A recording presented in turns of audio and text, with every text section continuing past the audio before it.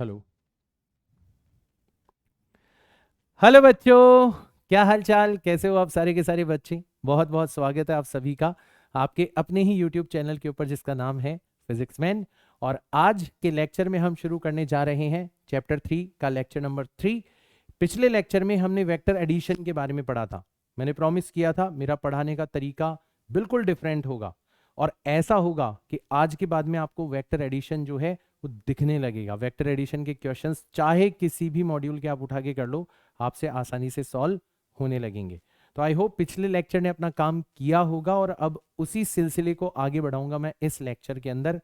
आज भी vector addition के कुछ स्पेशल केसेस के बारे में बात करूंगा जो कि बच्चों को बहुत डिफिकल्ट लगते हैं। जब सवाल उनके ऊपर बेस्ड होते हैं तो बच्चों को लगता है कि भगवान जाने क्या पूछ लिया। लेकिन मेरा तरीका अपनाओगे, जो मैंने आपको वेक्टर की बेसिक अंडरस्टैंडिंग दी है, उसको अगर आप अपनाओगे तो आप देखोगे कि यार वेक्टर एडिशन का कोई भी कॉन्सेप्ट ऐसा नहीं है जो कि डिफिकल्ट है।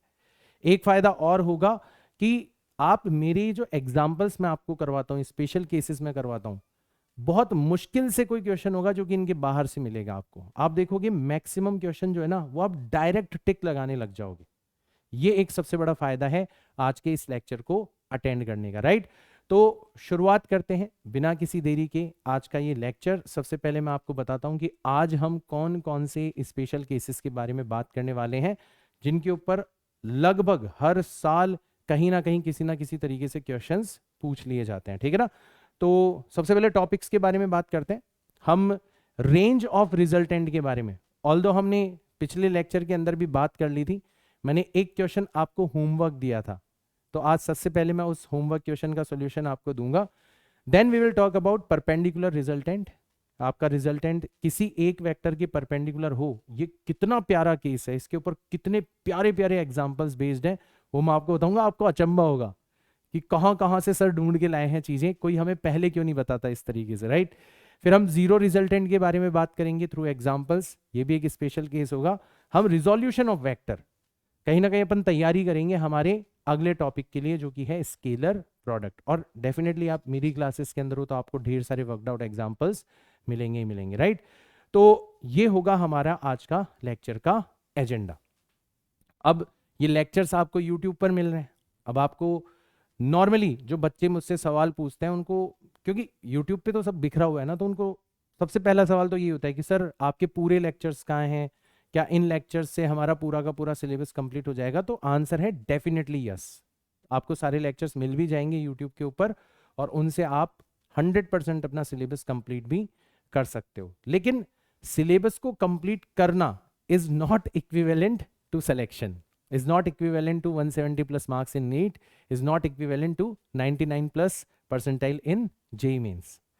उसके लिए क्या करना होता है यार, उसके लिए आपको और भी बहुत सारी चीजें हैं जो कि फॉलो करनी होगी। जैसे आपको शॉर्ट नोट्स बनाने होंगे, आपको जो डीपीपीज मैं प्रोवाइड करवा रहा हूं बच्चों को वेबसाइट के ऊपर, वो डीपीपीज आपको सॉल्व करनी होंगी। आपको डाउट्स आएंगे, डीपीपीज का लाइव डिस्कशन होता है जहां पर बच्चों को बहुत अच्छे तरीके से अपने डाउट्स को मुझसे बात करके रिजॉल्व करने का मौका मिलता है, मेंटोरशिप मिलती है और सबसे इंपॉर्टेंट है टेस्ट। आप टेस्ट दोगे, आपका कॉन्फिडेंस बढ़ेगा, एग्जाम टेम्परामेंट की प्रैक्टिस होगी, तब जाके आपको मैं गारंटी दे सकता हूं कि भैया ये है मेरा पूरा मेथड और अगर इसको आप फॉलो कर लोगे ना तो फिर मैं गारंटी दे सकता हूं कि आपका सिलेक्शन होने से कोई भी नहीं रोक सकता। अब इनमें से आप देखोगे इतनी सारी चीजों में से सिर्फ एक वीडियो लेक्चर ऐसी चीज है जो मैं यूट्यूब के ऊपर आप सभी लोगों को उपलब्ध करवा सकता हूं और बाकी सारी की सारी चीजें बहुत बिखरे हुए तरीके से उपलब्ध करवाता। अगर मैं टेलीग्राम वगैरह का यूज करता तो मैंने एक यूनिक सॉल्यूशन निकाला, मैंने अपनी खुद की एक वेबसाइट बनाई www.physicsman.in और इस वेबसाइट के ऊपर मैंने ये सारी की सारी चीजें एक बहुत प्यारे सीक्वेंस के अंदर अरेंज कर रखी है। एक कोर्स मैंने इस वेबसाइट के ऊपर लॉन्च कर रखा है, उसका आप हिस्सा बन सकते हो और इन सारी की सारी चीजों का फायदा उठाते हुए 100% गारंटी जो मैं दे रहा हूं कि आपका सिलेक्शन होगा अगर आप मेरे पूरे मेथड को फॉलो करोगे, उसका फायदा उठा सकते हो। So if you are watching this lecture, watching me for the first time, do not forget to check out this website. ये भी एक बार के लिए बताना जरूरी है। And now we will move on to our lecture. अब शुरू करते हैं अपना लेक्चर। तो मैंने रेंज ऑफ रिजल्टेंट वेक्टर, मैंने आपको बताया था रिजल्टेंट वेक्टर जो होता है ना, मतलब जो वेक्टर आर होता है, एंड फॉर दैट मैटर आप वेक्टर एस भी ले सकते हो, ठीक है, इसका जो मैग्नीट्यूड होता है वो ज्यादा से ज्यादा कितना हो सकता है, वो ज्यादा से ज्यादा हो सकता है आपका a प्लस बी।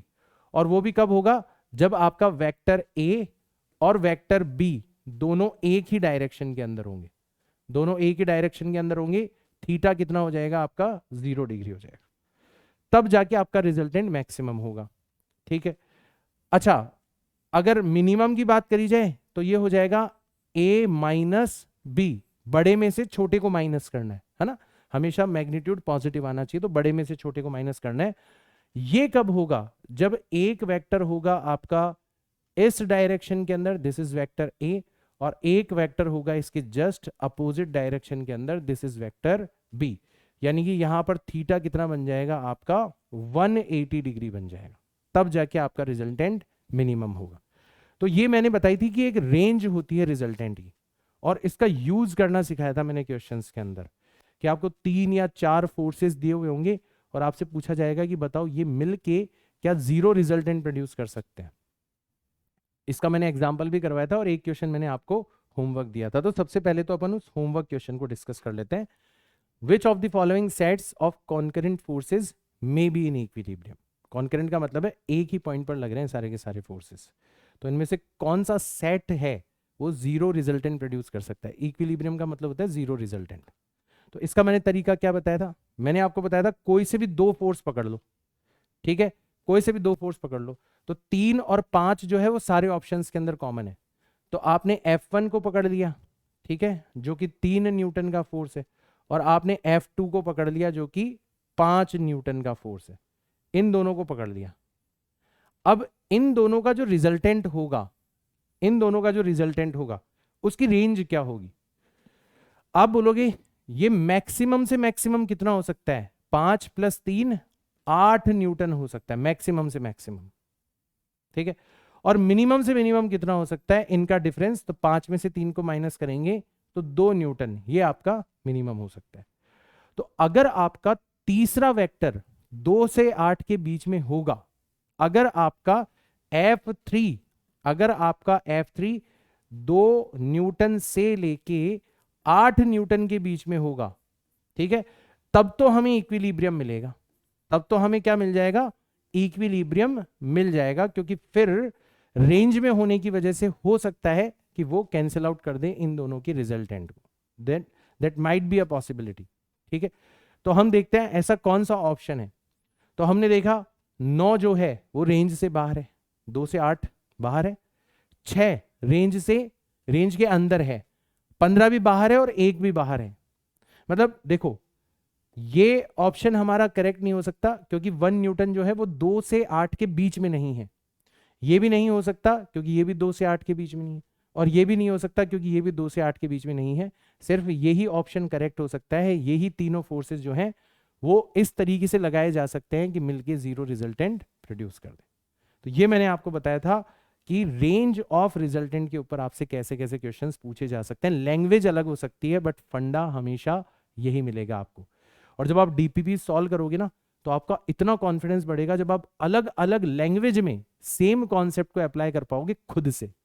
इसलिए डीपीपीस की इंपॉर्टेंस है, इसलिए डीपीपीस की इंपॉर्टेंस है। तो आप डीपीपीस को जरूर सॉल्व करना। जो डीपीपी अब आपको मिलेगी ना, ठीक है, उसके अंदर ढेर सारे क्वेश्चंस है, अराउंड 30 to 40 क्वेश्चंस है उसके अंदर, and each and every question will be a gem. मतलब आपको मजा आ जाएगा उन क्वेश्चंस को सॉल्व करके, योर कॉन्फिडेंस विल इंक्रीज। क्यों, पहली बार इतना अच्छे से तुमने समझा, पहली बार इतना सीक्वेंस में तुमने समझा, और अब जब तुम क्वेश्चन सॉल्व करोगे देखोगे मल्टीपल क्वेश्चंस तुमसे क्या हो जाएंगे, मैक्सिमम क्वेश्चंस तुमसे सॉल्व हो जाएंगे। अच्छा, कई बच्चों को लगता है कि सर पढ़ा भी आप ही रहे हो, डीपीपी आप ही बना रहे हो, तो हो सकता है आप ऐसे ही क्वेश्चन डालते हो डीपीपी के अंदर जो कि हमसे सॉल्व हो जाए। तो भैया मैं तो आपको गारंटी दे रहा हूं कि जब भी कोई चैप्टर खत्म हो जाए, जब भी कोई टॉपिक खत्म हो जाए ना, तुम किसी भी मॉड्यूल का क्वेश्चन उठा के कर लो, तुम जिस प्लेटफॉर्म के ऊपर पढ़ रहे हो ना वहां के क्वेश्चन कर लो, करते हैं बच्चे, ठीक है ना। तो आप इस तरीके से भी चेक कर सकते हो कि भैया आप अच्छी चीजें सीख रहे हो यहाँ पे, ठीक है ना, आपको ऐसे गोलमोल घुमाया नहीं जा रहा। आगे चलते हैं यहाँ से, ठीक है ना, आगे चलते हैं। स्पेशल केसेस के बारे में हम बात कर रहे थे, तो एक और स्पेशल केस है परपेंडिकुलर रिजल्टेंट, और ये बहुत काम का केस है, इसके ऊपर बहुत अच्छे अच्छे क्वेश्चंस बनते हैं। इसमें क्या होता है, क्वेश्चन में आपको दिया जाता है कि आपके दो वेक्टर्स हैं, जैसे ये हो गया आपका vector A, this is your vector A, ठीक है, और this is your vector B, this is your vector B, this is your vector B, ठीक है, ये दो वेक्टर हैं। और ऐसा कहा जाता है कि जो इनका रिजल्टेंट है ना, वो दोनों में से किसी एक के परपेंडिकुलर है, दोनों में से किसी एक के परपेंडिकुलर है। वैसे मैं आपको बाय द वे बता दूं कि हमेशा परपेंडिकुलर किसके होगा रिजल्टेंट, जो छोटा वेक्टर होगा, नोटिस करना, बताऊंगा अभी हर एक चीज के बारे में बात करूंगा। तो जैसे हमारा जो रिजल्टेंट आएगा ना, रिजल्टेंट कैसे निकालते हैं अपन, पैरेललोग्राम बनाएंगे यहां पर, तो ऐसे हमारा एक पैरेललोग्राम बना यहां पर, ठीक है, ये हमारा पैरेललोग्राम बना, और इसके पैरेलल लाइन मैंने यहां पर ड्रॉ कर दी, और दूसरा वाला जो वेक्टर है उसके पैरेलल लाइन मैंने यहां पर ड्रॉ कर दी। इस तरीके से हमारा पैरेललोग्राम बना, और यहां पर जो हमारा रिजल्टेंट आ रहा है, ये वाला जो वेक्टर आ रहा है, this is our resultant, this is our resultant. तो नाउ यू कैन सी कि in this particular case resultant vector R is perpendicular to A. ऐसी सिचुएशन बनेगी, इस प्रकार की सिचुएशन यहां पर बनते हुए नजर आएंगी कि आपके दो वेक्टर्स हैं और दोनों वेक्टर्स का रिजल्टेंट किसी एक के परपेंडिकुलर हो। अब नोटिस करने लायक चीजें क्या क्या है यहां पर, वो मैं आपको बता देता हूं। आप नोटिस करो, एक राइट एंगल्ड ट्राइंगल बन रहा है, राइट एंगल ट्राइंगल बन रहा है, ये बी को रिप्रेजेंट कर रहा है और ये भी तो वही है, तो ये भी एक तरीके से किसको रिप्रेजेंट कर रहा है, वेक्टर बी को रिप्रेजेंट कर रहा है। भाई ये वाला जो वेक्टर मैंने बनाया है, इसी को उठा के मैंने यहां पर बना दिया, तो ये वाला वेक्टर भी किसको रिप्रेजेंट कर रहा है, वेक्टर बी को रिप्रेजेंट कर रहा है। एक राइट एंगल ट्राइंगल बना, तो आप नोटिस करोगे इसमें जो वेक्टर बी है ना, वो हाइपोटेनस है, मतलब वो सबसे बड़ी साइड है। इसका मतलब आपको क्या समझ में आया कि जो रिजल्टेंट वेक्टर है, अगर वो परपेंडिकुलर है तो वो हमेशा छोटे वाले वेक्टर के परपेंडिकुलर होगा। इन दोनों में से जो छोटा वाला वेक्टर होगा ना, उसके परपेंडिकुलर होगा, ठीक है। तो ध्यान रखना, पहली चीज जो तुम यहां से तुम बोलते हो ना सर स्टेटमेंट वाले क्वेश्चन, यहां से बनते हैं स्टेटमेंट वाले क्वेश्चन, कि if resultant is perpendicular to one of the vectors, then देखना क्या क्या चीजें होगी। पहली चीज जो आपको यहां से नजर आएगी, क्या हुआ कि अगर आपका रिजल्टेंट जो है वो परपेंडिकुलर है, ठीक है, if resultant is perpendicular to vector A, तो आप 100% गारंटी के साथ में ये कह सकते हो कि वेक्टर ए का magnitude is less than vector B का मैग्नीट्यूड। 100% गारंटी के साथ में आप ये कह सकते हो, 100% गारंटी के साथ में आप ये कह सकते हो। ये पहला स्टेटमेंट बना यहां पर। देन वेक्टर ए का मैग्नीट्यूड जो होगा वो डेफिनेटली वेक्टर बी के मैग्नीट्यूड से कम होगा, पहली बात। दूसरी बात ये है कि ए और बी के बीच का जो एंगल होगा, ए और बी के बीच का एंगल जो होगा, मतलब ये वाला एंगल जो होगा यहां से लेके यहां तक का एंगल, ये जो एंगल होगा जिसको अपन थीटा भी लिखते हैं, it will definitely be greater than 90 degree. ये हमेशा इस पर्टिकुलर केस के अंदर 90 से बड़ा होगा, ठीक है ना। तो सेकंड केस क्या होगा कि अगर आपका resultant one of the vector के परपेंडिकुलर है, तो एक और चीज तुम 100% गारंटी के साथ में कह सकते हो, क्या, कि जो एंगल बिटवीन द वेक्टर्स है वो डेफिनेटली 90 डिग्री से बड़ा होगा, वो ऑब्ट्यूस एंगल होगा। स्टेटमेंट वाले क्वेश्चन बेटा, स्टेटमेंट वाले क्वेश्चन ध्यान दो, यही चीजें स्टेटमेंट्स की फॉर्म में पूछी जाएंगी अब से, ठीक है। नीट का लेवल, नीट का पैटर्न थोड़ा थोड़ा चेंज किया जा रहा है। और आगे चलते हैं। तीसरी चीज, अच्छा अगर मान लो मैं इसको थोड़ा सा आगे एक्सटेंड कर दूं, अगर मैं इसको आगे एक्सटेंड कर दूं, तो ये वाला एंगल जो है ये भी थीटा को रिप्रेजेंट करेगा। ये वाला थीटा है तो इन्हीं दोनों के बीच में आगे भी थीटा हो गया, तो ये जो एंगल है ये कितना हो जाएगा, 180 माइनस थीटा हो जाएगा। कितना हो जाएगा, 180 माइनस थीटा। ये जो एंगल है, ये वाला जो एंगल है, ये हो जाएगा 180 डिग्री माइनस थीटा हो जाए।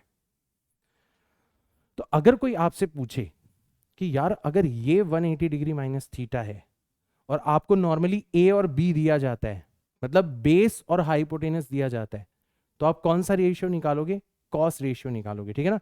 तो अगर, वापस से तीसरी चीज बता रहा हूं कि अगर r is perpendicular to one of the vector according to this diagram, you can easily see कि cos 180 minus theta, cos 180 minus theta किसके इक्वल हो जाएगा? 180 माइनस थीटा। तो cos का मतलब होता है बेस डिवाइडेड बाय हाइपोटेनस।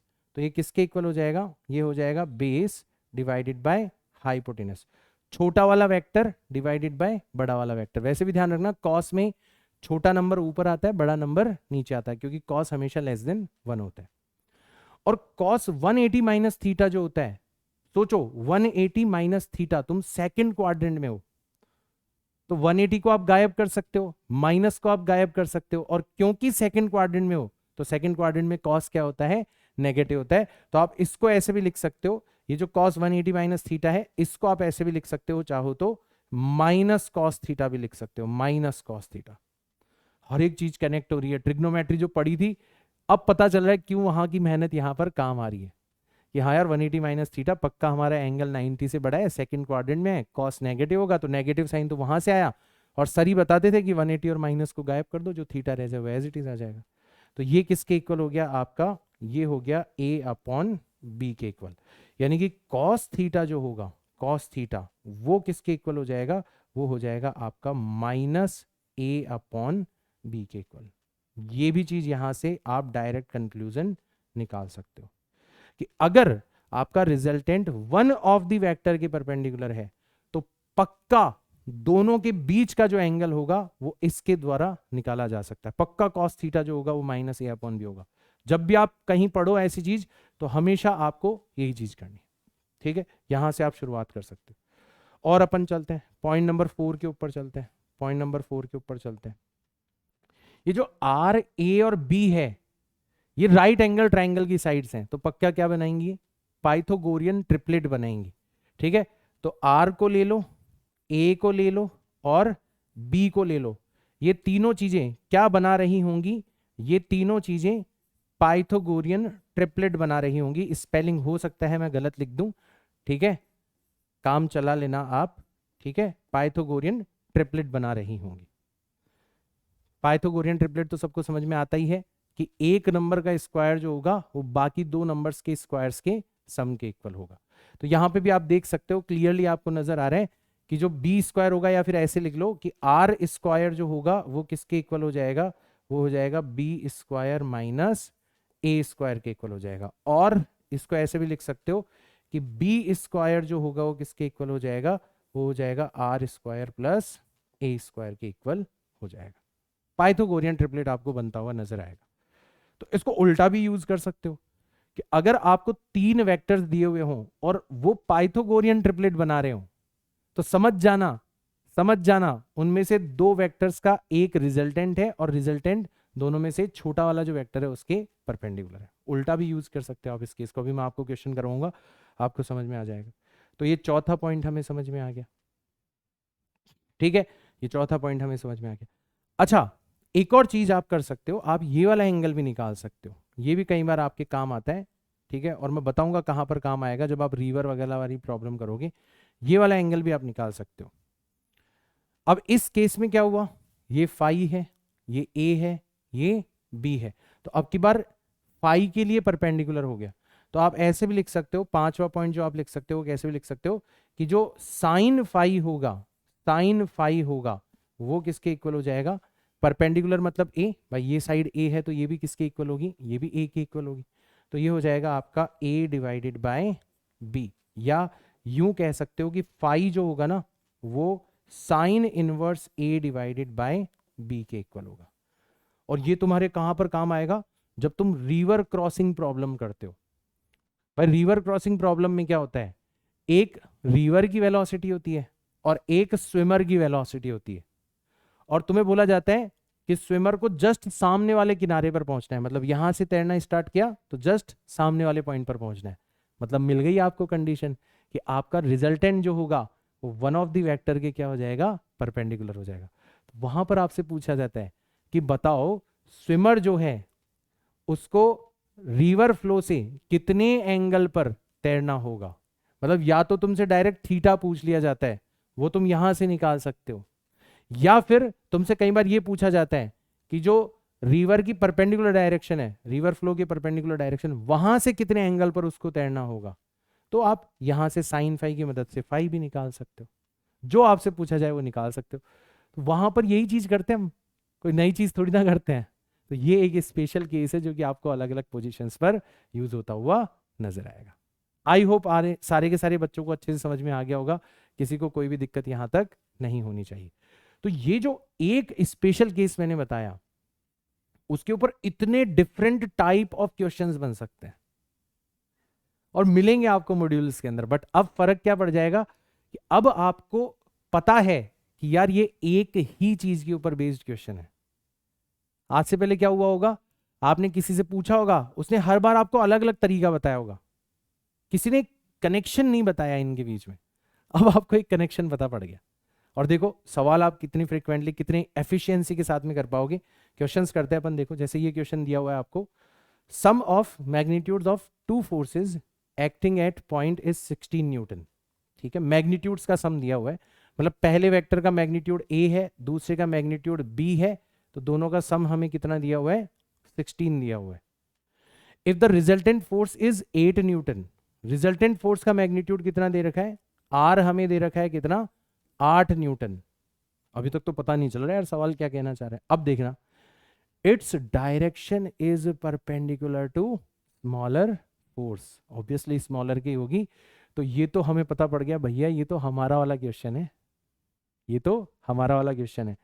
और हमें पता है कि अगर सर ने बताया था कि अगर रिजल्टेंट वेक्टर जो है वो वन ऑफ द वेक्टर के, मान लो वेक्टर ए के परपेंडिकुलर है, तो क्या होता था, पाइथागोरियन ट्रिपलेट बनता था। पाइथागोरियन ट्रिपलेट का मतलब क्या हुआ कि जो आर का स्क्वायर है वो किसके इक्वल हुआ करता था, बी का स्क्वायर माइनस ए का स्क्वायर, इसके इक्वल हुआ करता था। डायग्राम भी तुम चाहो तो बना के आ सकते हो, ये हो जाएगा आपका रिजल्टेंट वेक्टर, ये हो जाएगा आपका छोटा वाला वेक्टर, और ये हो जाएगा आपका बड़ा वाला वेक्टर, ऐसे। और रिजल्टेंट छोटे वाले वेक्टर के परपेंडिकुलर है। अच्छा, अगर आप a को x मान लेते हो, भाई a का मैग्नीट्यूड आपने कितना मान लिया, x, और a और b के मैग्नीट्यूड का सम कितना है, 16 है, तो b का मैग्नीट्यूड आप कितना ले सकते हो, आप 16 माइनस एक्स ले सकते हो, दोनों का सम दे रखा है। और रिजल्टेंट आपको कितना दे रखा है, रिजल्टेंट आपको दे रखा है 8। रख दो इन तीनों की वैल्यू, रखो, तो रिजल्टेंट की जगह 8 रखा, 8 का स्क्वायर कितना हो गया, 64 इज इक्वल टू, बी की जगह 16 माइनस एक्स रखा, तो 16 का स्क्वायर हो गया 256 प्लस एक्स का स्क्वायर माइनस 16 इंटू 2 मतलब माइनस का 32 एक्स आ गया, है ना, वो a माइनस बी के होल स्क्वायर का मैंने फॉर्मूला लगा दिया। और a की जगह आपने क्या रख दिया, x रख दिया, तो यहां पर माइनस a की जगह x रखा तो एक्स स्क्वायर और आ गया। आपने देखा एक्स स्क्वायर से एक्स स्क्वायर कैंसिल आउट हो जाएगा, इस 32x को इधर ले आते हैं तो 32x आ गया हमारा इधर, और 64 को उधर ले जाते हैं तो 256 में से चला गया कितना, 64, कितना बचेगा, 6 में से 4 गए तो 2 बचा, ठीक है, और 15 में से 6 गए तो 9 बचा, 192 बचा। तो x आ जाएगा आपका 192 डिवाइडेड बाय 32, ये कैंसिल आउट हो जाएगा 6 टाइम, 6 दूनी 12, पावर चली गई 1, हाँ ठीक है, 6 बार कैंसिल आउट हो जाएगा। तो हमें पता पड़ गया a का मैग्नीट्यूड कितना होना चाहिए, 6 न्यूटन होना चाहिए। तो a का मैग्नीट्यूड तो हमें पता पड़ गया कितना है, 6, और क्योंकि a और b के मैग्नीट्यूड का सम 16 था तो b का मैग्नीट्यूड कितना हो जाना चाहिए, 16 में से 6 को माइनस कर दो, 10 न्यूटन होना चाहिए। a is equal to 6, b is equal to 10। आप देख सकते हो आपका फर्स्ट ऑप्शन जो है वो करेक्ट है, 6 and 10, फर्स्ट ऑप्शन इज, कितना आसान हो गया। बस आपको एक वो बोलते ना, जैसे बहुत सारे मोती होते हैं, वो बिखरे हुए होते हैं, बहुत बेकार लगते हैं। उनको पिरोने वाली माला मिल जाए ना अगर आपको, आहा कितनी सुंदर लगती है वो, तो वही वाली चीज़ है बेटा। यहाँ पर आपको मैंने वो माला दे दी, बस केवल वो धागा दे दिया मैंने। अब बस केवल और केवल उस धागे को पकड़ के चलना है आपको। देखना और डिफरेंट टाइप के क्वेश्चंस करो। The resultant of two vectors P and Q is R. यहां तक क्वेश्चन में कोई क्लैरिटी नहीं है। If Q is doubled, Q का मैग्नीट्यूड आपने क्या कर दिया, डबल कर दिया, then new resultant vector is perpendicular to P. तो फिर नया रिजल्टेंट जो है वो क्या हो जाता है आपका, परपेंडिकुलर हो जाता है। तो यहां पे दो केस दे रखे हैं, आप नोटिस करो भाई। पहला वाला केस जो है ना, पहला वाला जो केस है, केस नंबर 1, इसमें तो सीधा सीधा ये बता रखा है कि भाई एक वेक्टर तुम्हारे पास में P है, एक वेक्टर तुम्हारे पास में Q है, और इन दोनों का रिजल्टेंट कितना है, R है। अगर मैग्नीट्यूड की टर्म्स में लिखोगे तो आपका रिजल्टेंट का मैग्नीट्यूड कितना हो जाएगा, रूट के अंदर P का स्क्वायर प्लस Q का square plus 2PQ multiplied by cos theta. Cos theta, theta यहां पर क्या रहा होगा, इनके बीच का एंगल रहा होगा, इनके बीच का एंगल रहा होगा। कोई दिक्कत नहीं है, यहां तक सब कुछ क्लियर।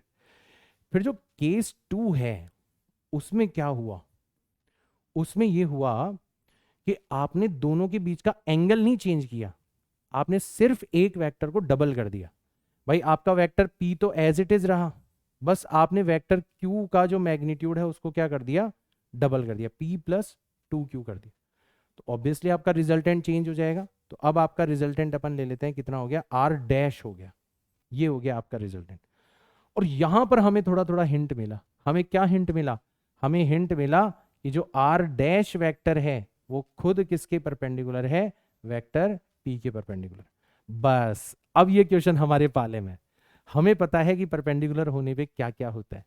हमें पता है कि जब रिजल्टेंट किसी एक वेक्टर के परपेंडिकुलर हो जाता है तो जो कॉस थीटा होता है, ध्यान दो ध्यान दो ध्यान दो, मैंने बताया था जो कॉस थीटा होता है, मतलब इसके और इसके बीच का जो एंगल होता है, एंगल तो वही रहेगा, पहले जितना था उतना ही यहां पर रहेगा, बस आपने वेक्टर को ही तो खींच के डबल किया। तो कॉस थीटा कैसे निकालते हैं अपन, माइनस, फॉर्मूला क्या बताया था, माइनस छोटे वाला वेक्टर। तो छोटे वाला वेक्टर कैसे पता चलेगा, जिसके परपेंडिकुलर है वही छोटा वेक्टर होगा। तो छोटे वाला वेक्टर मतलब P का मैग्नीट्यूड आ गया ऊपर, और बड़े वाला वेक्टर तो इसका मैग्नीट्यूड आ गया नीचे, ट्वाइस ऑफ Q। देखो कैसे क्वेश्चन हमारे पाले में आ गया, बस हमने तो इसको पकड़ा। इसके बाद में क्या है वो सब सर ने बता ही रखा है कि हाँ कॉस थीटा कितना हो जाएगा, इतना हो जाएगा। और अगर हमें कॉस थीटा पता पड़ गया तो क्या अब हम ये वाला रिजल्टेंट निकाल सकते हैं, और यही हमसे पूछा गया है। Then R is equal to, तो अब ये जो कॉस थीटा हमने निकाला है यहां से, अब ये जो कॉस थीटा हमने निकाला है इसको हम यहां पर क्या कर देते हैं, फीड कर देते हैं।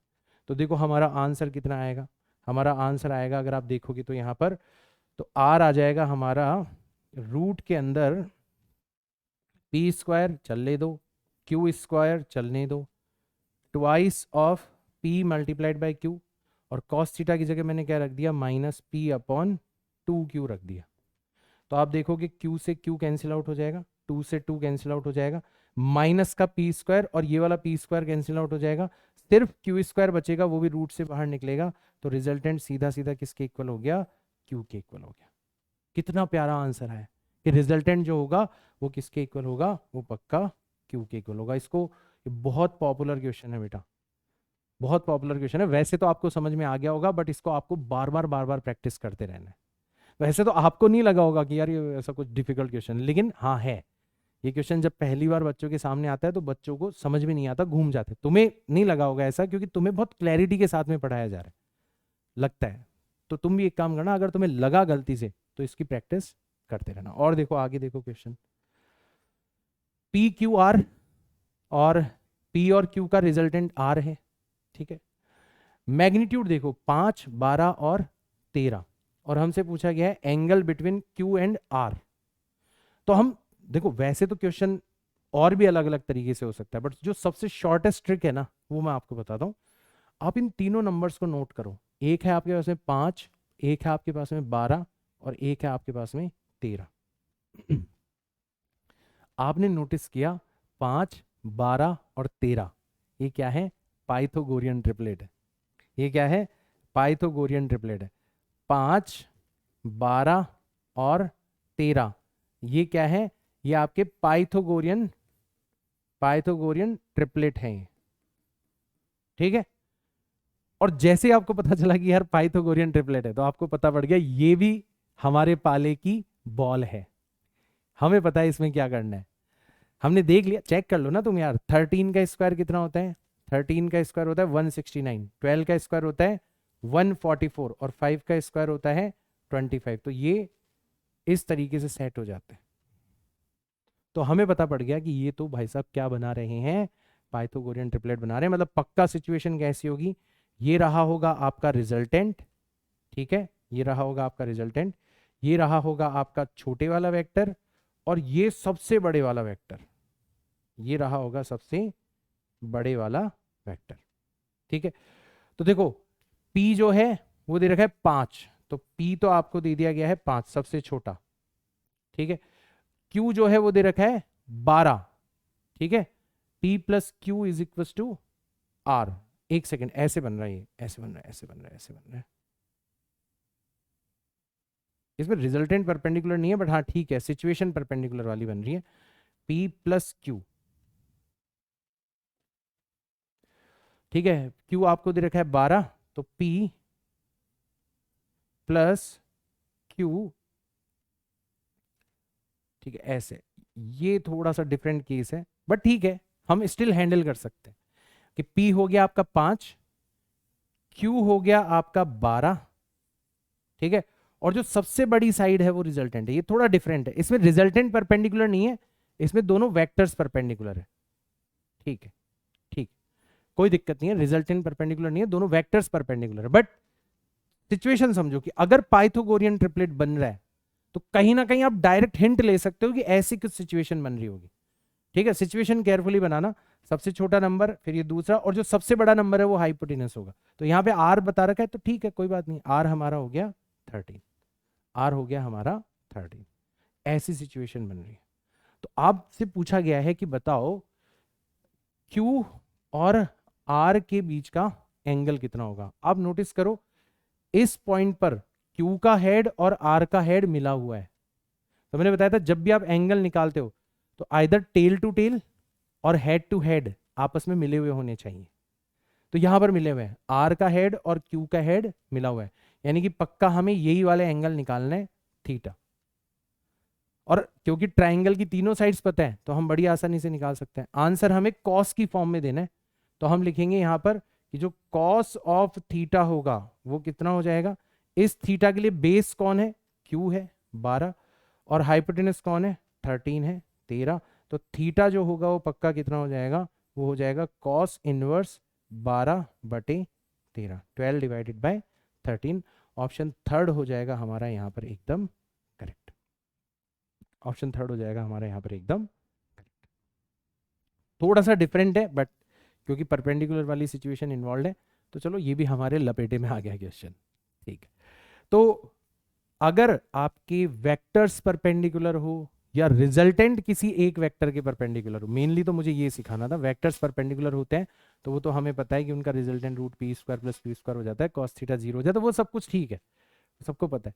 मैं आज सिखाना चाहता था कि अगर रिजल्टेंट परपेंडिकुलर हो किसी एक वेक्टर के तो क्या क्या होता है। बहुत सारे क्वेश्चंस बन सकते हैं। मैंने तो कुछ क्वेश्चंस करवाए हैं, आप जब डीपीपी सॉल्व करोगे तो आपको मजा आ जाएगा। यार ये क्वेश्चन पहले समझ में नहीं आते थे, और आज सुभाष सर का लेक्चर देखने के बाद में हम इन क्वेश्चंस को डायरेक्ट कर पा रहे हैं, टिक कर पा रहे हैं डायरेक्ट। इतना फ्रीक्वेंसी के साथ में आप इन क्वेश्चंस को करने लग जाओगे, राइट। तो ये हमारा एक कॉन्सेप्ट और था जो कि मुझे आपको बताना था। अब अपन बात करते हैं रिजोल्यूशन ऑफ वेक्टर के बारे में। ठीक है। तो रिजोल्यूशन का मतलब क्या होता है कि कई बार आपको क्या जरूरत पड़ती है कि जैसे मान लो ये आपका वेक्टर है, ठीक है, ये आपका कोई वेक्टर है, वेक्टर ए। अब ये आपकी मनचाही डायरेक्शन के अंदर नहीं है। नॉर्मली हमारी मनचाही डायरेक्शन कौन सी होती है? नॉर्मली फिजिक्स में हमारी मनचाही डायरेक्शन होती है कि बढ़िया होता कि ये हॉरिजॉन्टल डायरेक्शन में होता, बट ये तो हॉरिजॉन्टल डायरेक्शन में नहीं है। और बढ़िया होता ये वर्टिकल डायरेक्शन में होता, ये तो वर्टिकल डायरेक्शन में भी नहीं है, ये तो वर्टिकल डायरेक्शन में भी नहीं है। ठीक है, तो ऐसी सिचुएशन यहां पर बन रही है, मतलब ये जो वेक्टर है ये हमारी मन चाही डायरेक्शन के अंदर नहीं है। हमारी मन चाही डायरेक्शन होती है हॉरिजॉन्टल एंड वर्टिकल। तो हमें ऐसी जरूरत महसूस होती है कि काश इस वेक्टर को हम हमारी मन चाही डायरेक्शन के अंदर तोड़ पाए, और वो तोड़ना ही क्या कहलाता है, रिजोल्यूशन कहलाता है। मैंने बोला था मेरी लैंग्वेज बहुत अलग है, मैं फिजिक्स की लैंग्वेज यूज करता ही नहीं हूं। तो ऐसे समझो, सिचुएशन समझो कि अगर हमारा वेक्टर हमारी मन चाही डायरेक्शन में ना हो तो लाने के लिए मन चाही डायरेक्शन में हमें उसको तोड़ना पड़ेगा। That is called resolution of vector. तोड़ते कैसे, चलो भाई ठीक है, मन चाही डायरेक्शन में नहीं है तो इतना तो बता सकते हो ना कि हमारी मन चाही डायरेक्शन से कितना एंगल बना रहा है। मान लो थीटा एंगल बना रहा है, मान लो हमारी जो मनचाही डायरेक्शन है हॉरिजॉन्टल डायरेक्शन, उससे थीटा एंगल बना, इतना तो बता ही सकते हो। ठीक, बस ये हमें पता पड़ गया, हमारा काम हो गया। हम बड़ी आसानी से इस वेक्टर का इस डायरेक्शन के अंदर जो कंपोनेंट है ये, ठीक है, इसको अपन बोलते हैं प्रोजेक्शन ऑफ वेक्टर। यहां से हमने इसके ऊपर क्या डाल दिया, परपेंडिकुलर डाल दिया, तो इसका हमने प्रोजेक्शन कह लो, कंपोनेंट कह लो, इसको ए एक्स भी कहा जाता है। ये एक्स डायरेक्शन का कंपोनेंट है। ये हम बड़ी आसानी से फाइंड आउट कर सकते हैं, बड़ी आसानी से। कैसे, जो भी आपका मैग्नीट्यूड है ना उसको सीधा सीधा किससे मल्टीप्लाई कर दो, कॉस थीटा से मल्टीप्लाई कर दो। सर कहां से आया, देखो राइट एंगल ट्रायंगल बन रहे, ये लेंथ खुद किसके बराबर है, ए के बराबर है। ये आपको फाइंड आउट करनी है, बेस आपको फाइंड आउट करना है, हाइपोटेनस आपको गिवन है, तो पक्का कौन सा रेशियो इन्वॉल्व होगा, कॉस रेशियो इन्वॉल्व होगा। तो इस तरीके से आप इस डायरेक्शन के अंदर इसको क्या कर सकते हो, रिजॉल्व कर सकते हो। ठीक है, अच्छा इस डायरेक्शन में आपने रिजॉल्व कर लिया, अब इसके जो परपेंडिकुलर डायरेक्शन है ना उसमें ये अपने आप रिजॉल्व हो जाएगा, उसमें ये अपने आप रिजॉल्व हो जाएगा। परपेंडिकुलर डायरेक्शन में जो कंपोनेंट होगा इसको अपन कहेंगे ए वाई, ठीक है, और ये हो जाएगा आपका ए साइन थीटा। और ये फिजिक्स में बहुत काम आने वाला है भाई। फिजिक्स में बहुत बार ऐसा होगा ना कि वेक्टर तुम्हारी डायरेक्शन में नहीं होगा, तुम्हें उसे अपनी डायरेक्शन में लाना है, लाने के लिए तुम्हें उसको रिजॉल्व करना पड़ेगा। तो तुम यूजफुलनेस देखो ना इसकी, तो बहुत काम आने वाला है तुम्हारे। ठीक है, तो यही चीज हमने यहां पर करी। अच्छा अभी हमने वेक्टर को इसी के प्लेन में, ठीक है, इसी के प्लेन में रिजॉल्व किया है, और कैसे कंपोनेंट्स के अंदर रिजॉल्व किया है, जो कि आपस में परपेंडिकुलर है। ठीक है, तो इन कंपोनेंट्स को क्या बोला जाता है, इन कंपोनेंट्स को ax और ay को क्या बोला जाता है, रेक्टेंगुलर कंपोनेंट्स बोला जाता है। क्या बोला जाता है, रेक्टेंगुलर कंपोनेंट्स बोला जाता है। ठीक है, और अभी हमने टू डायमेंशनल, दो डायमेंशनल, सिर्फ दो डायरेक्शंस के अंदर इसको ब्रेक किया है, सिर्फ दो डायरेक्शंस के अंदर इसको ब्रेक किया। ठीक सर, 3 डायमेंशन के अंदर भी कर सकते हैं क्या, क्योंकि हमारा स्पेस तो 3 डायमेंशनल है। बिल्कुल कर सकते हैं बेटा, बिल्कुल कर सकते हैं। जैसे मान लो ये होता हमारा वेक्टर कि दिस इज और वेक्टर ए, ठीक है, और इनफैक्ट हम ये ऑलरेडी कर चुके हैं, देखना अभी आपको याद आएगा। तो ये हमारा वेक्टर है ए, ठीक है, और अब हमें इसको तीनों डायरेक्शंस में, तो हमारी मनचाही 3 डायरेक्शन कौन सी होती है, एक तो होती है horizontal direction that is x, एक होती है वर्टिकल डायरेक्शन, ठीक है, दैट इज वाई, और एक होती है डेप्थ को दिखाने वाली डायरेक्शन दैट इज जेड। ऐसे हमारी 3 डायरेक्शंस होती है। ठीक है, और हम ऑलरेडी बता चुके हैं कि ये जो वेक्टर है, ये जो वेक्टर हमने बनाया है दिस इज वेक्टर ए। ठीक है, इस वेक्टर के कैसे कैसे कंपोनेंट्स होते हैं ये हमने ऑलरेडी बताया। तो इस वेक्टर को अपन लिख सकते हैं A X times I cap plus A Y times J cap और A Z times K cap, ऐसे अपन इसको लिख सकते हैं। मैंने आपको यह भी बताया था डायरेक्शन कोसाइंस क्या होती है। हमें पता है कि ये एक्स एक्सिस के साथ में कितना एंगल बना रहे हैं, एक्स एक्सिस के साथ में अल्फा एंगल बना रहे हैं। ठीक है, ये वाई एक्सिस के साथ में कितना एंगल बना रहे हैं, ये बीटा एंगल बना रहा है, और ये जेड के साथ में कितना एंगल बना रहे हैं, गामा एंगल बना रहा है। तो हमने ऑलरेडी बता रखा है कि इसका जो एक्स कंपोनेंट होता है ना, तो हमने बताया था कि जो कॉस एल्फा है, कॉस एल्फा वो कितना होता है, वो होता है A X divided by magnitude of A. तो सिर्फ अगर आपको x कंपोनेंट निकालना हो, ax निकालना हो, तो वो कितना हो जाएगा, a cos अल्फा हो जाएगा। कितना आसान हो गया। तो ये हो गया आपका resolution in x direction. Similarly cos beta आपको पता है कितना होता है, ए वाई डिवाइडेड बाय ए, तो पक्का आप ए वाई भी निकाल सकते हो। कैसे, ए cos बीटा। बस आपको पता पड़ना चाहिए कि आप जिस डायरेक्शन के अंदर रिजॉल्व करना चाहते हो ना, उसके साथ में एंगल कितना बन रहा है। जैसे ही वो एंगल पता चला, मैग्नीट्यूड को कॉस ऑफ दैट एंगल से मल्टीप्लाई करो। तो यही कर रहा है, हमने यहां पे भी यही किया था, हम यहां पर भी यही कर रहे हैं।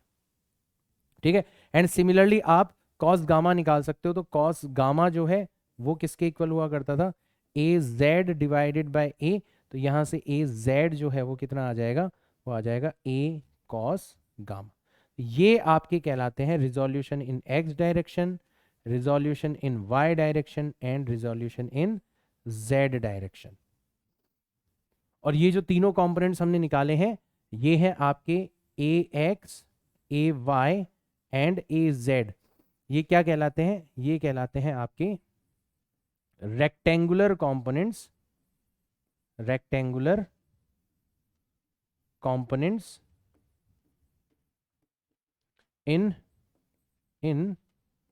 3D, तीन म्यूचुअली परपेंडिकुलर डायरेक्शंस के अंदर हमने इसको रिजॉल्व कर लिया।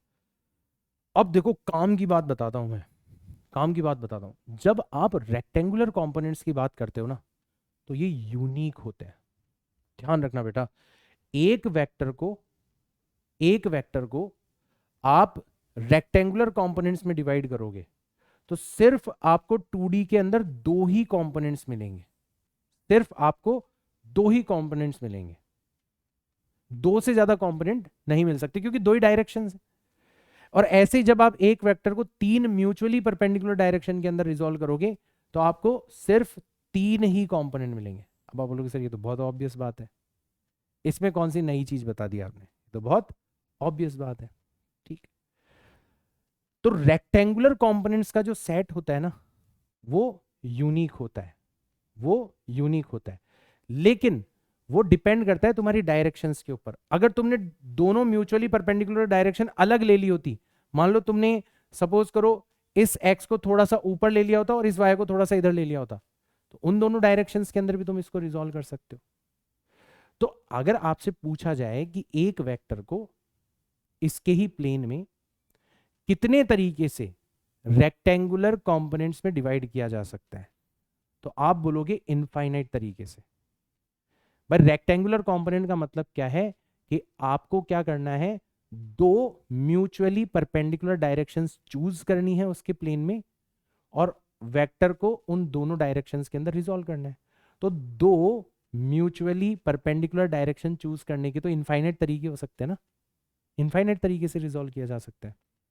कई बार है ना ऐसा थ्योरेटिकल क्वेश्चन आ जाता है कि एक वेक्टर को आपको प्लेन के अंदर, टू डायमेंशन के अंदर रिजॉल्व करना है रेक्टेंगुलर कंपोनेंट्स में, मतलब दो म्यूचुअली परपेंडिकुलर डायरेक्शंस के अंदर, आप कितने तरीके से ये काम कर सकते हो, तो आपका आंसर आएगा इनफाइनाइट। मैं इनफाइनाइट तरीके से ये काम कर सकता हूं क्योंकि मैं infinite sets of mutually perpendicular directions choose कर सकता हूं। ठीक है, तो एक तो चीज ये है। सिमिलरली आप यहां पर भी यही काम कर सकते हो कि एक वेक्टर को कितने तरीके से, एक वेक्टर को कितने तरीके से रेक्टेंगुलर कंपोनेंट्स में डिवाइड किया जा सकता है थ्री डायमेंशनल स्पेस में, तो यहां पर आ जाएगी आपके इनफाइनाइट तरीके से। इनफाइनाइट वेज है हमारे पास में, क्योंकि हमें तीन म्यूचुअली परपेंडिकुलर डायरेक्शंस चूज करनी है, और तीन म्यूचुअली परपेंडिकुलर डायरेक्शंस इनफाइनाइट तरीके से चूज करी जा सकती है। कोई सी भी तीन म्यूचुअली परपेंडिकुलर डायरेक्शन ले सकते हो ना, तो एक्स वाई जेड ही क्यों लोगे, तुम कोई और एक्सिस ले लो, बस तीनों म्यूचुअली परपेंडिकुलर होने चाहिए। ठीक है, लेकिन बात करी जाए कि अगर तुमने ले ली तीन म्यूचुअली परपेंडिकुलर डायरेक्शन, तब तुम्हारे जो कंपोनेंट होंगे ना वो यूनिक होंगे, फिर सिर्फ और सिर्फ तीन ही कंपोनेंट बनेंगे, या टू डायमेंशन में सिर्फ और सिर्फ दो ही कंपोनेंट बनेंगे। तो ऐसे जो स्टेटमेंट बेस्ड क्वेश्चंस है ना, उनकी बारीकियों पर जाया करो। मैं कुछ क्वेश्चंस आपको बताता हूं, ये तो खैर मैंने रिजोल्यूशन वगैरह बता दिया, बट देखो कैसे उलझाने की कोशिश करते हैं आपको, ठीक है ना। और फिर मैं एक चीज और बताऊंगा, देखो क्या पूछ रहा है ये, what is the maximum number of rectangular components into which a vector can be split in its own plane। तो यहां पर क्या बोल रहे हैं कि वेक्टर को आपको रेक्टेंगुलर कंपोनेंट्स में डिवाइड करना है, मतलब ऑलरेडी ये दो म्यूचुअली परपेंडिकुलर डायरेक्शन चूज कर चुका है। ये ways of dividing rectangular component नहीं पूछ रहा, ये तो आपसे पूछा नंबर ऑफ रेक्टेंगुलर कंपोनेंट कितने होंगे प्लेन में। तो फिर मैंने बताया था वो यूनिक है, कितने होंगे, 2 होंगे। तो इसका आंसर तो कितना आ जाएगा, इसका आंसर आ जाएगा 2, कि अगर हम प्लेन के अंदर रिजॉल्व कर रहे हैं तो रेक्टेंगुलर कंपोनेंट 2 ही बनेंगे भाई, 2 ही ऐसे कंपोनेंट होंगे जो म्यूचुअली परपेंडिकुलर होंगे। ठीक है। सिमिलरली आपसे ये वाला क्वेश्चन पूछा इसने कि what is the maximum number of rectangular components, again number of rectangular components पूछ रहा है, ways of dividing in rectangular components नहीं पूछ रहा। ठीक है ना। तो नंबर ऑफ रेक्टेंगुलर कंपोनेंट्स पूछा है into which a vector can be split in space. तो ज्यादा से ज्यादा मैक्सिमम नंबर कितना हो सकता है आपका, 3। ज्यादा से ज्यादा 3 आपके कंपोनेंट्स हो सकते हैं अगर आप रेक्टेंगुलर कंपोनेंट्स ले रहे हो, उससे ज्यादा नहीं होंगे। अगर आपसे ये पूछता, ठीक है, नंबर ऑफ वेज, अगर आपसे पूछता number of ways in which vector can be resolved, vector can be resolved in rectangular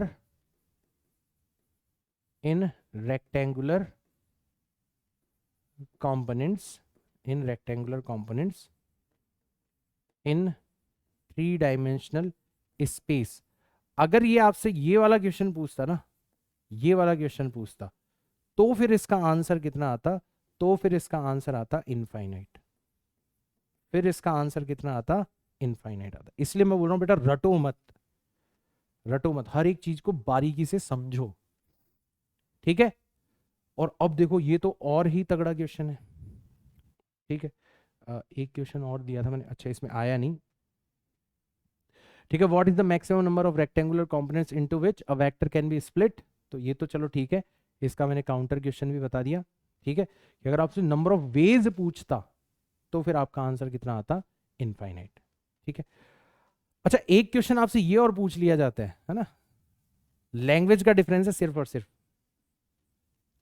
in how many vectors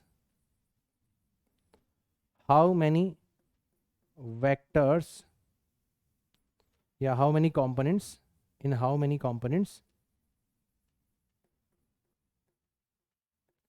many components a vector can be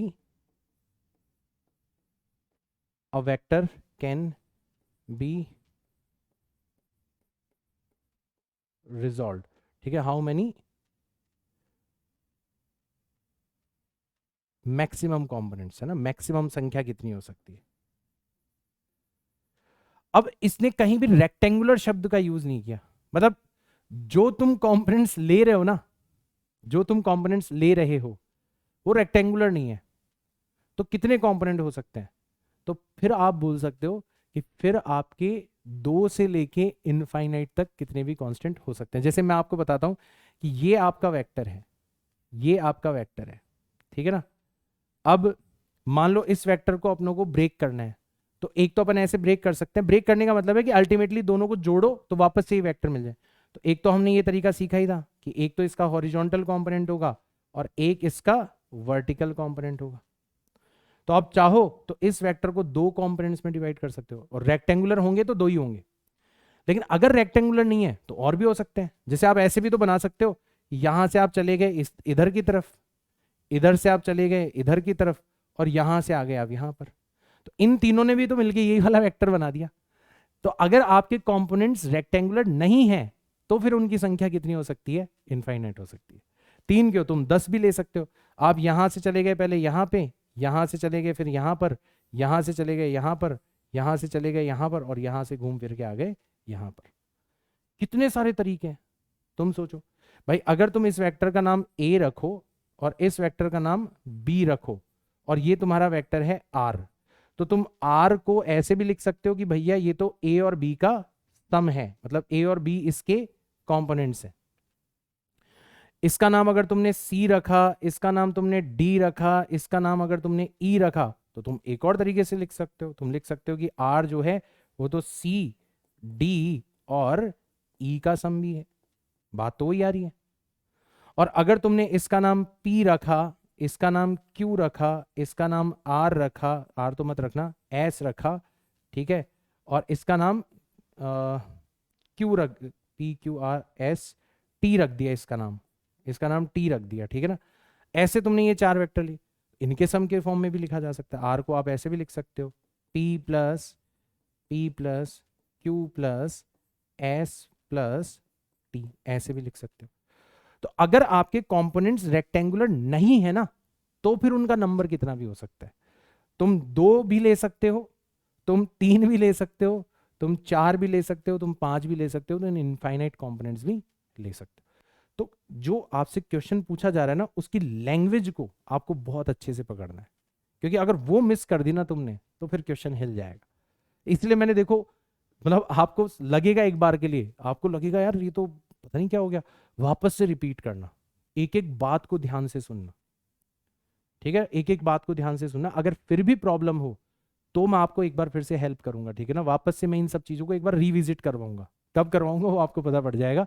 but एक बार कंक्लूजन क्या है कि अगर आपको रेक्टेंगुलर कंपोनेंट्स में डिवाइड करना है 2 डायमेंशनल स्पेस में, तो 2 रेक्टेंगुलर कंपोनेंट होंगे।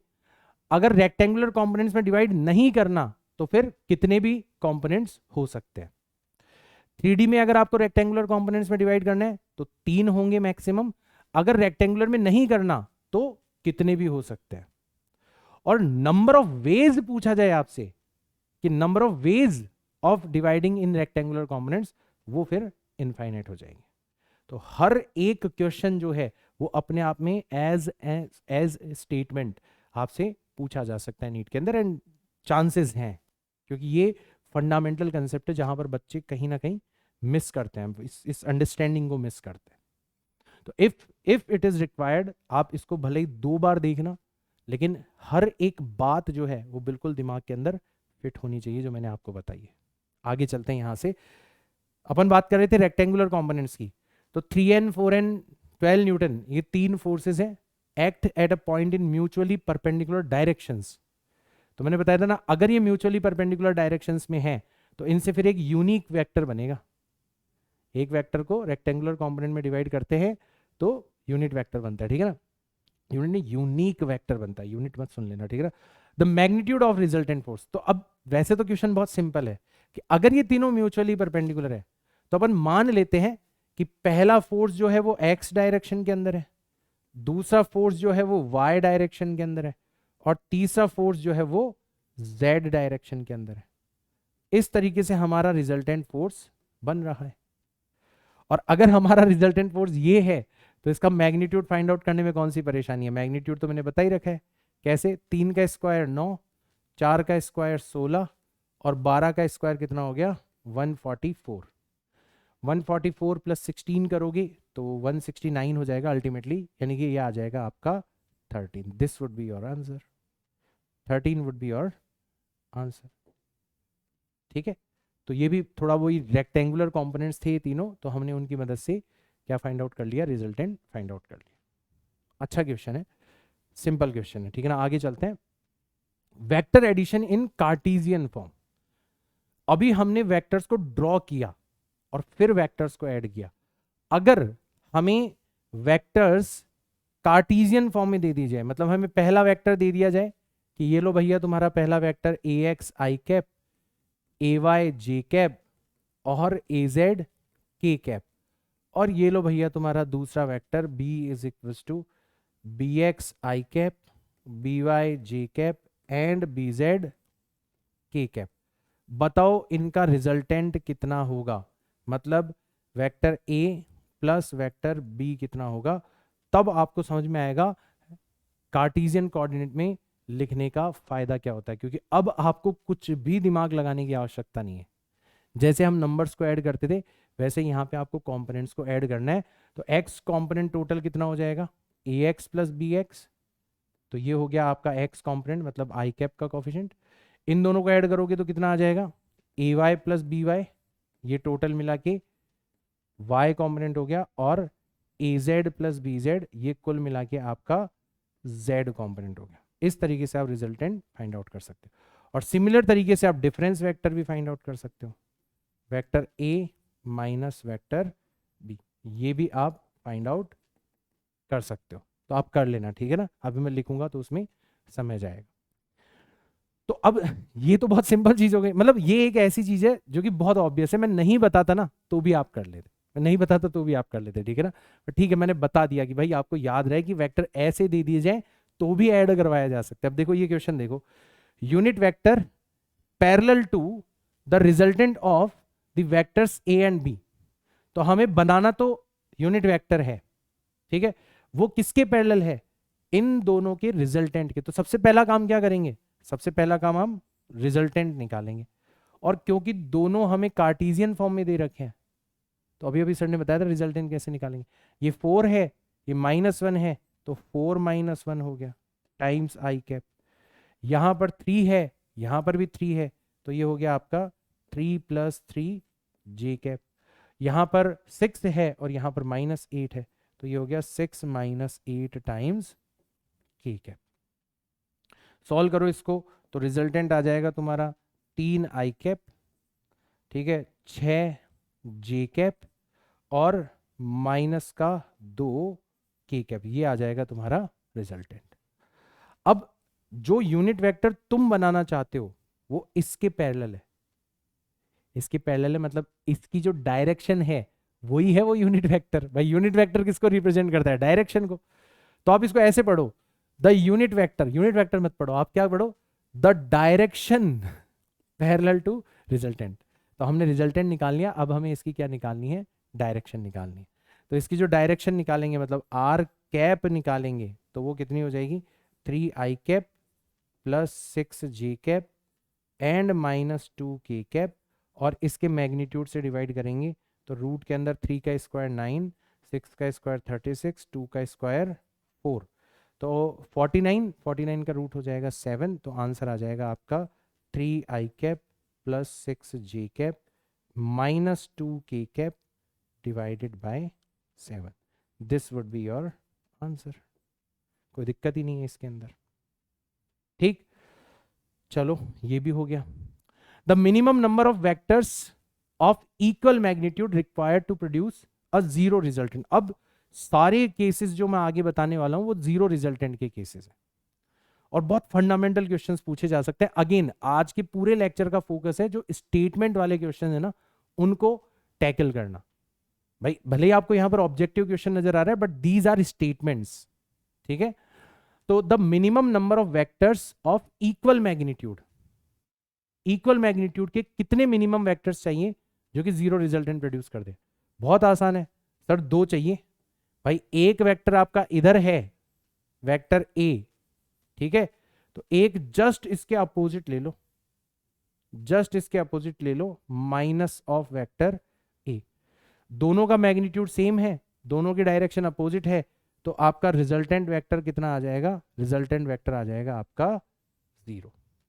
तो अगर दोनों का मैग्नीट्यूड सेम है तब तो हमें 2 ही वेक्टर चाहिए, एक और दूसरा उसके अपोजिट, तब तो हमें 2 ही वेक्टर चाहिए जीरो रिजल्टेंट प्रोड्यूस करने के लिए। बट ध्यान देना, देखना हल्की सी लैंग्वेज चेंज होगी अगले क्वेश्चन में।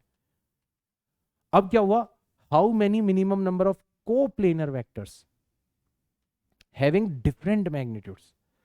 अगर सेम मैग्नीट्यूड होता ना तब तो हम 2 से ही कैंसिल आउट करके आपस में एक दूसरे को रिजल्टेंट 0 प्रोड्यूस कर लेते। बट अब इसने शर्त क्या लगा दी कि भैया मैग्नीट्यूड आपका डिफरेंट है, मैग्नीट्यूड आपका डिफरेंट है। अब हमें कितने मिनिमम वेक्टर चाहिए होंगे, तो अब आपका आंसर इंक्रीज हो जाएगा, ठीक है।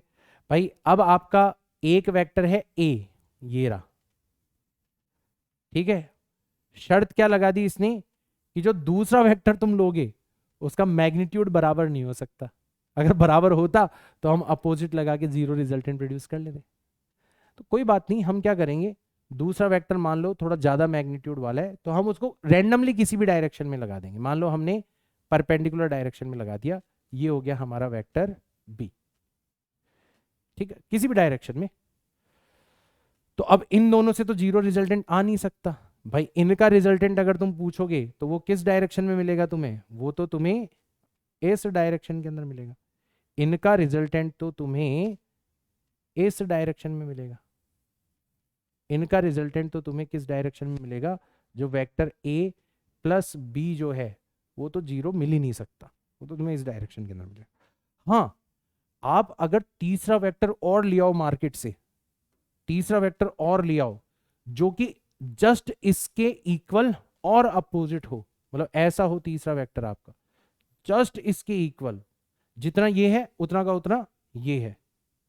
अगर आप ये तीसरा वेक्टर और ले आओ जो कि just minus of A plus B हो, just minus of A plus B हो, तब आपका रिजल्टेंट कितना हो सकता है? जीरो हो सकता है।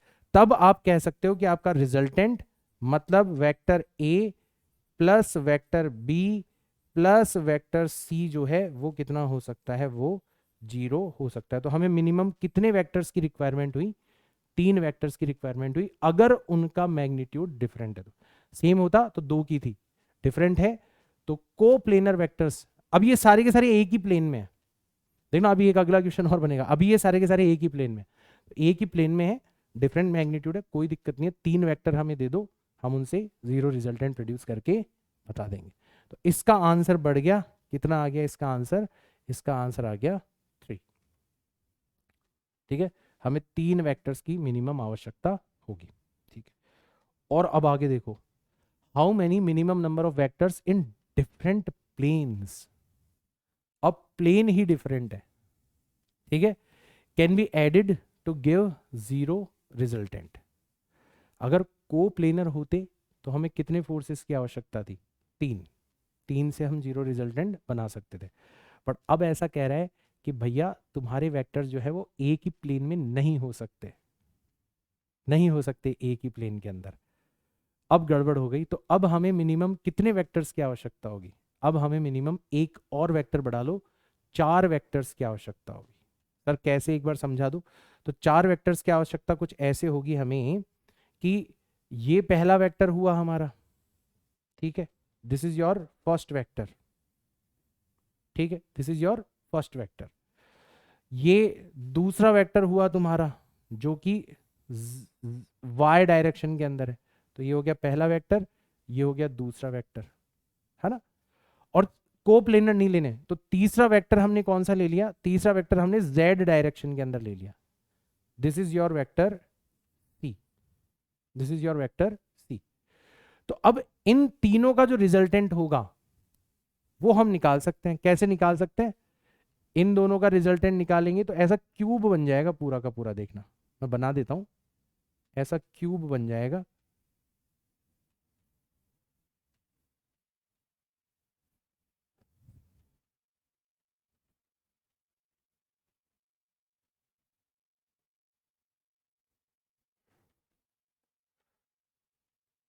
ठीक है, तो ये जो वेक्टर होगा ना, जो यहां से इस पॉइंट को ज्वाइन कर रहे हैं, ये होगा इनका तीनों का रिजल्टेंट। भाई कुछ ना कुछ तो रिजल्टेंट होगा ही ना, कुछ ना कुछ तो रिजल्टेंट होगा ही।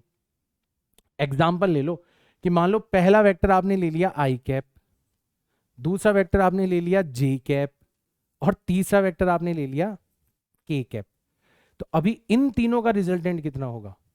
इन तीनों का रिजल्टेंट आर जो होगा वो कितना हो जाएगा? आई कैप प्लस जे कैप प्लस के कैप हो जाएगा। ये हो गया इन तीनों का रिजल्टेंट, ए का, बी का और सी का रिजल्टेंट ये हो गया। तो आप देख रहे हो कि अगर तीनों को प्लेनर नहीं है तब तो रिजल्टेंट जीरो हो ही नहीं सकता, तब तो रिजल्टेंट जीरो हो ही नहीं सकता, तो गड़बड़ हो गया मामला, तब तो रिजल्टेंट जीरो हो ही नहीं सकता। ठीक है ना। तो how many minimum number of vectors in different planes can be added to give zero resultant. अब ध्यान से सुनना, इसके 2 वर्जन बनेंगे। तो अगर इसका, इसका और इसका, ये तीनों वेक्टर्स को प्लेनर नहीं है, मतलब ये दोनों जिस प्लेन में है उसमें ये नहीं है, ये दोनों जिस प्लेन में है उसमें ये नहीं है, और ये दोनों जिस प्लेन में है उसमें ये नहीं है। अगर ये इस प्रकार के हैं तो फिर तो इन तीनों का रिजल्टेंट कभी भी जीरो नहीं हो सकता। जीरो बनाने के लिए हमें एक चौथा वेक्टर चाहिए होगा, एक चौथा वेक्टर चाहिए होगा, वेक्टर डी। ये चाहिए होगा हमें, जो कि कितना हो जाए? माइनस आई हो जाए माइनस जे हो जाए माइनस के हो जाए, मतलब minus of A plus B plus C plus C हो जाए, ठीक है ना, इतना हो जाए, तब जाके हमारा काम हो गया। तब हमारा जो टोटल रिजल्टेंट होगा, मतलब vector A plus vector B plus vector C plus vector D, तब जाके हमारा टोटल रिजल्टेंट जो है वो कितना आ जाएगा, 0 आ जाएगा। तो अगर वेक्टर्स कोप्लेनर नहीं है, अगर वेक्टर्स कोप्लेनर नहीं है, तब हमें कितने वेक्टर्स की आवश्यकता होगी जीरो रिजल्टेंट प्रोड्यूस करने के लिए? मिनिमम 4 वेक्टर्स की आवश्यकता होगी जीरो रिजल्टेंट प्रोड्यूस करने के लिए। आया समझ में? हमें 4 वेक्टर्स की आवश्यकता होगी जीरो रिजल्टेंट प्रोड्यूस करने के लिए। ऑप्शन 3 हो जाएगा हमारा करेक्ट। तो ये ऐसे फंडामेंटल क्वेश्चंस है ना बच्चों, जो कि बहुत ज़्यादा परेशान कर सकते हैं। और अब क्योंकि नीट एक ब्लेंड बना रहा है कि कुछ क्वेश्चंस होंगे जो ट्रेडिशनल है, लेकिन कुछ क्वेश्चंस को होंगे ट्रेडिशनल बट पूछने का तरीका कंसेप्चुअल होगा, स्टेटमेंट वाले क्वेश्चंस जिनकी मैं बात करता रहता हूं। तो अब थोड़ा सा सीन जो है वो इंटरेस्टिंग हो चुका है। एक लास्ट क्वेश्चन करते हैं, फिर इस क्लास को अपन एंड करेंगे।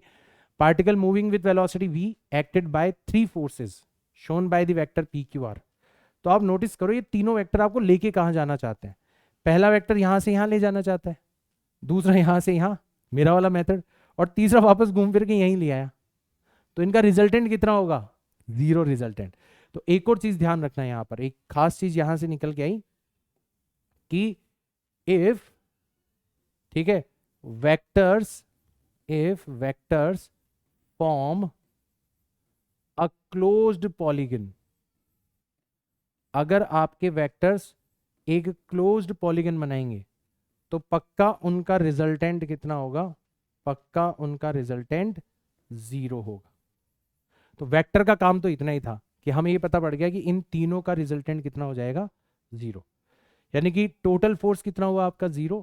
फिर थोड़ा बहुत मैकेनिक्स में आपको पता ही होगा कि अगर फोर्स 0 होता है तो वेलोसिटी क्या रहती है? कांस्टेंट रहती है। तो ये जो तीनों फोर्सेस आपको दे रखे हैं, इनका रिजल्टेंट 0 है, और यही पूछ रहा है the velocity of the particle. अगर टोटल फोर्स 0 है तो पक्का velocity of the particle will remain constant. तो ऑप्शन 3 जो है वो आपका करेक्ट आंसर हो जाएगा। तो वो आगे थोड़ी मैकेनिक्स वाली बात है, बट वेक्टर्स का काम मैंने आपको बता दिया कि जब भी आपको मल्टीपल वेक्टर्स का डायग्राम दिया हुआ हो और अगर वो क्लोज्ड पॉलीगन बना रहे हो, मतलब तुम उनको फॉलो करके दिखना है, पहला कहाँ से कहाँ पहुंचा रहा है, दूसरा कहाँ से कहाँ पहुंचा रहा है, तीसरा, घूम फिर के अगर तुम वहीं पर आ जाओगे ना, क्लोज पॉलीगन बनाओगे, इसका मतलब टोटल रिजल्टेंट कितना हो गया तुम्हारा?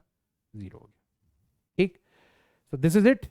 आई होप आज का जो लेक्चर है वो आपके वेक्टर्स की, वेक्टर एडिशन की जो अंडरस्टैंडिंग बिल्ड हुई थी लेक्चर नंबर 2 के अंदर, उसको और एनहेंस कर देगा। And now you are ready to apply the concepts of vector addition, जो कि बहुत इंपॉर्टेंट है। आप देखोगे बहुत सारी जगह पर काम आएगा। You will easily can apply, you can easily apply these concepts, ठीक है।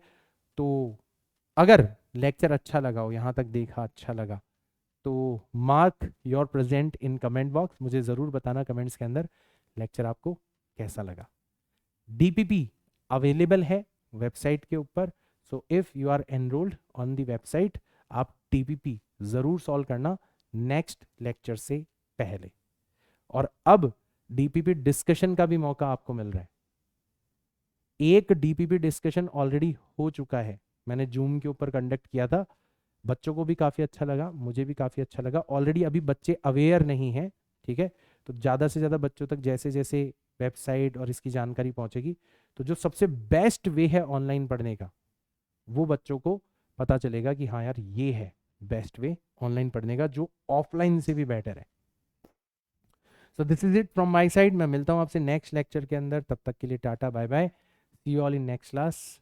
जय हिंद।